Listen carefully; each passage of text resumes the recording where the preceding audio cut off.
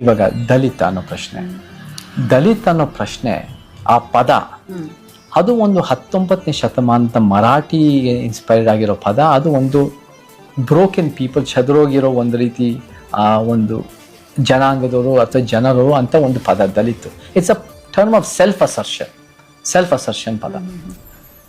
ಆದರೆ ಅದು ಯಾವಾಗ ಅಂದರೆ ಒಂದು 1860s ಅಷ್ಟೊತ್ತಿಗೆ ಸಾವಿತ್ರಿಬಾಯಿ ಫುಲೆ ಮಾಹರ್ ಸಮುದಾಯನ, ಅಸ್ಪೃಶ್ಯ ಸಮುದಾಯನ ಗುಡ್ಸೋಕ್ಕೆ ದಲಿತ ಅಂತ ಪದ ಬಳಸಿ, ಅದು ಆ ಸಮುದಾಯನೂ ಕೂಡ ಅವ್ರನ್ನ ಗುಡಿಸ್ಕೊಳ್ಳೋಕ್ಕೆ ಅದು ಕೂಡ ಇದೆ. ಇವಾಗ ದಲಿತ್ ಅನ್ನೋದು ನಾವು ಓವರ್ ಆಲ್ SC ಅನ್ನೋದು ಕೂಡ ಅದನ್ನು ವ್ಯಾಖ್ಯಾನಿಸ್ಬೋದು. ನೀವು SC ಅನ್ಟಚಬಲ್ ಅಂತಲೂ ಹೇಳ್ಬೋದು, ಓವರ್ ಆಲ್ SC ಅಂತಲೂ ಹೇಳ್ಬೋದು, ಕೆಲವರು ಬೇರೆ ಬೇರೆ ಥರ ಓವರ್ ಆಲ್ SC. ನಮಗೆ ಈ ಒಂದು ಪರಿಕಲ್ಪನೆ, ಅಸ್ಪೃಶ್ಯತೆಯ ಪರಿಕಲ್ಪನೆ ಎಷ್ಟು ವರ್ಷದಿಂದ ಶುರುವಾಯಿತು ಅಂದರೆ ಒಂದು 2000 ವರ್ಷದಿಂದ ಶುರುವಾಯಿತು. ಬ್ರೋಕನ್ ಮ್ಯಾನ್ ಥಿಯರಿಯಿಂದ. ಯಾವಾಗ ಬೌದ್ಧ ಧರ್ಮ ಅನ್ನೋದು ಬುದ್ಧ ಆದಮೇಲೆ 500 ವರ್ಷ, ಹಿಸ್ಟ್ರಿನೂ ಭಾಳ ಅರ್ಥ ಮಾಡ್ಕೊಳ್ಳೋಕೆ ಭಾಳ ಮುಖ್ಯ ಆಗುತ್ತೆ.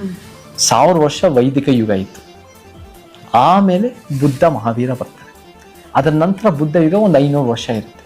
2000 ವರ್ಷಗಳಿಂದ ಬುದ್ಧನ ಒಂದು ರೀತಿ ಪೀರಿಯಡ್, ಅಶೋಕನ ಪೀರಿಯಡ್ ಅದೇ ಒಂದು ರೀತಿ ಡಿಕ್ಲೈನ್ ಆದಷ್ಟು, ಆವಾಗ ಒಂದು ರೀತಿ ಈ ಅಸಮಾನತೆ ಒಂದು ಸ್ವಲ್ಪ ತಲೆ ಎತ್ತಿದ ಮೇಲೆ ಅಸ್ಪೃಶ್ಯತೆ ಅನ್ನೋ ಪರಿಕಲ್ಪನೆ ಬಂತು.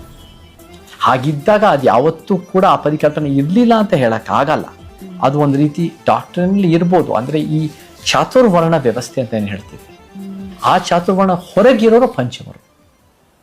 ಸೊ ಅದು ಪಂಚಮರು ಅನ್ನೋರು ದಲಿತರು, ಒಂದು ಅಸ್ಪೃಶ್ಯರು, ಇವರೆಲ್ಲ ಊರಾಚೆ ಇದ್ದು ಒಂದು ಬೇರೆ ಬೇರೆ ರೀತಿಯ ಒಂದು ತಾರತಮ್ಯ ವ್ಯವಸ್ಥೆಯ ತಾರತಮ್ಯ ಒಳಗಾದರು.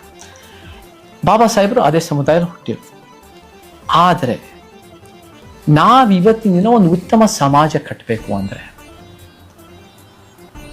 ನಮಗೆ ಈ ವಿಚಾರದಲ್ಲಿ ನಮಗೆ ನ್ಯಾಯ ಬೇಕು. ಯಾಕಂದರೆ ಈ ಸಮುದಾಯಗಳು, ದಲಿತ ಸಮುದಾಯ ಆಗಿರ್ಬೋದು, ಕೆಲವು ಆದಿವಾಸಿ ಸಮುದಾಯಗಳಾಗಿರ್ಬೋದು, ಕೆಲವು ಶೋಷಿತ ವರ್ಗ ಆಗಿರ್ಬೋದು, ಬೇರೆ ಸಮುದಾಯಗಳಿಗೆ ಹೋಲಿಕೆ ಮಾಡಿದ್ರೆ, ಯಾಕಂದರೆ caste system is in relation to others, ಬೇರೆ ಸಮುದಾಯಗಳಿಗೆ ಹೋಲಿಕೆ ಮಾಡಿದ್ರೆ ಹೆಚ್ಚಾಗಿ ಬಡತನದಲ್ಲಿ ಓವರ್ ರೆಪ್ರೆಸೆಂಟೆಡ್.